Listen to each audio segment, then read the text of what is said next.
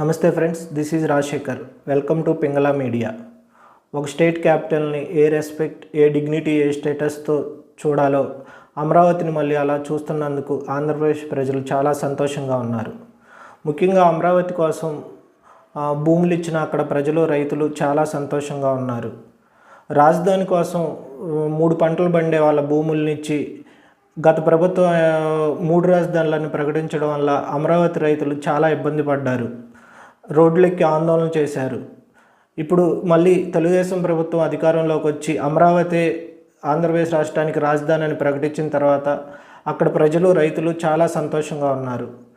ఇప్పుడు CBN గారు అమరావతిని ఎలా డెవలప్మెంట్ చేస్తారనేది ఒక phase wise time driven development ప్లాన్ని పబ్లిక్లో పెట్టాలి.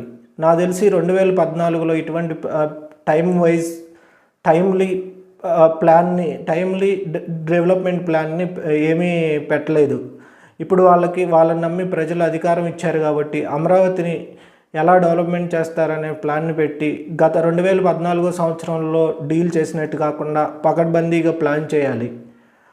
అదేవిధంగా అమరావతి డెవలప్మెంట్ కోసం budget allocations along with financial సోర్సెస్ని పబ్లిక్లో పెట్టాలి.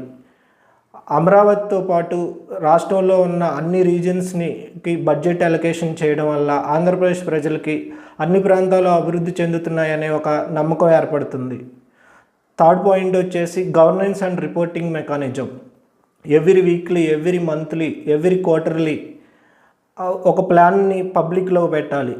ఎంత ప్లాన్ చేసాం, ఎంత డెవలప్మెంట్ అయ్యింది, ఎంత బడ్జెట్ అలొకేషన్స్ చేసాం, ఎన్ని ఇన్వెస్ట్మెంట్స్ వచ్చాయి అనేది ఒక రిపోర్ట్ కనుక ప్రజల్లో పెడితే that is a hallmark of any development of the government.